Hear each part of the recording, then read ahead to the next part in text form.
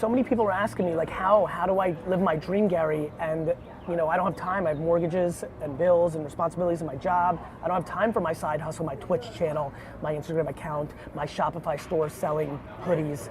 And I keep getting to this new place, which is, talk to me about your bills.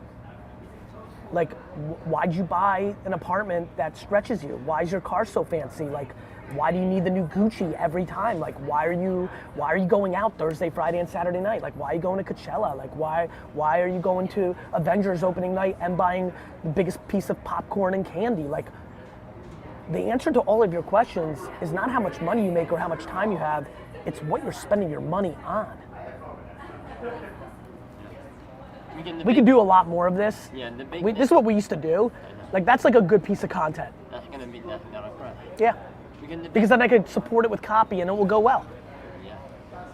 How, yeah, I'll just get title Thursday. It's funny that I want to go a little bit more into it because I think people don't realize that you can, like, go out and have beers. Or you can go out and have drinks.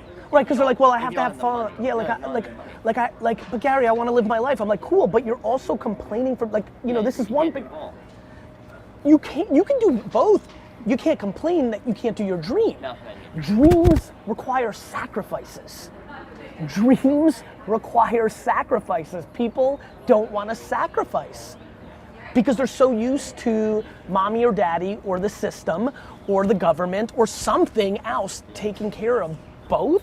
It's not how it works. You don't get to the 1% land. You don't get to that unbelievable place of happiness. You don't get to live your dream. You're not entitled to your dream. You have to fucking bleed for your fucking dream. You're not entitled to your dream. You're not entitled. Nobody's entitled to be an amazing dancer. Nobody that tours the world and gets to dance and open for Beyonce and make $580 a year and fucking live it and go to fucking, you know, Monaco on the fucking weekends. Like, it's not how it works. Everybody starts at zero. Some people start at different places, but anybody who does it for themselves has to sacrifice. Like, yes, like, move. Like, my city's expensive, move. Like, my car payments are high, sell your car and buy a piece of shit car, take the bus. This is dreams we're talking about. We're talking about dreams. We're talking about, like, I wanna be a professional gamer. We're talking about, I wanna get paid $200,000 to give a speech. We're talking about shit that isn't normal.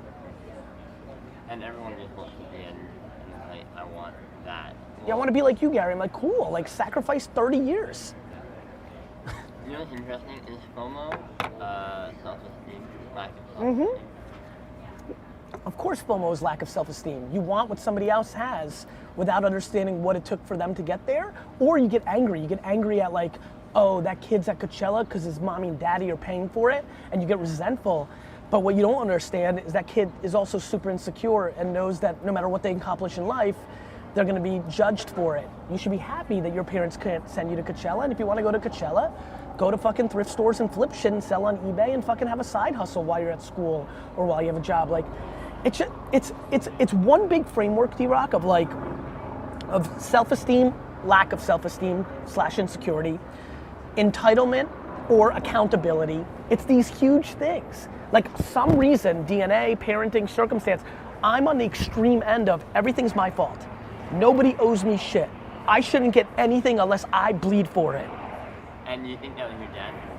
I think that was my mom and my dad. Both. I don't complain because they came from a place where fucking you go to jail for being Jewish in Russia. You know, so how am I gonna complain about not having Nintendo when my parents' toilets were outside? But some people grow up with those hardships and they get sad. They're like, they feel like somebody owes them something. Like, I'm from the hood, like, the world owes me something.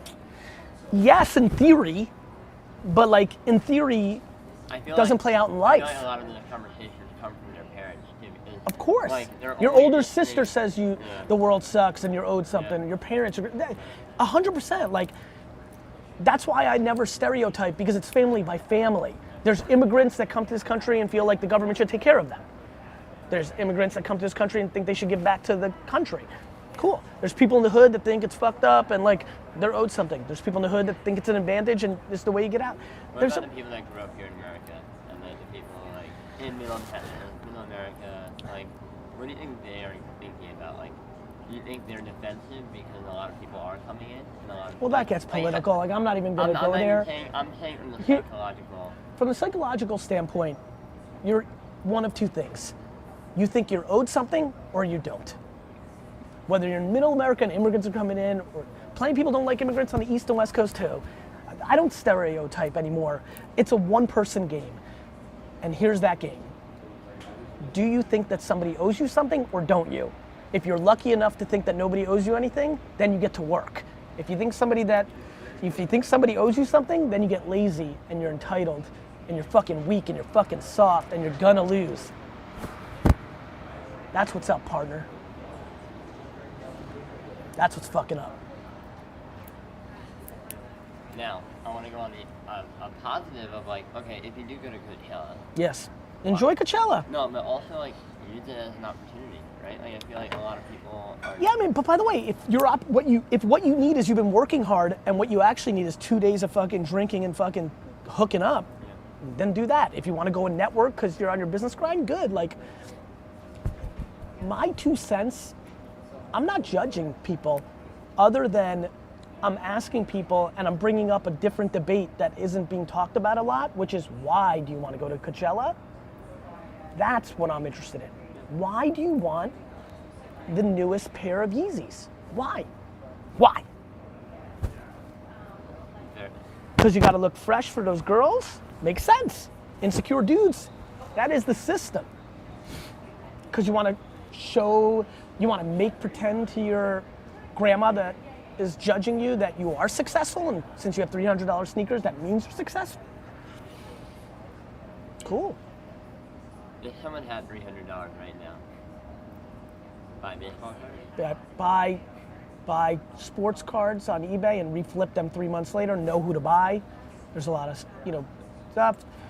I still love garage sales more than anything. Thrift stores, Craigslist free, Facebook Marketplace. Learning how to buy and sell things is the skill.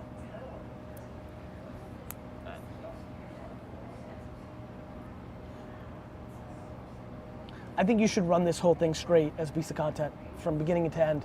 Even when I felt good about that one piece of content and then we kept talking, let's just put this up straight. 7 minutes and 41 seconds. Let's put this up straight on Facebook and YouTube, but then let's chop it as well.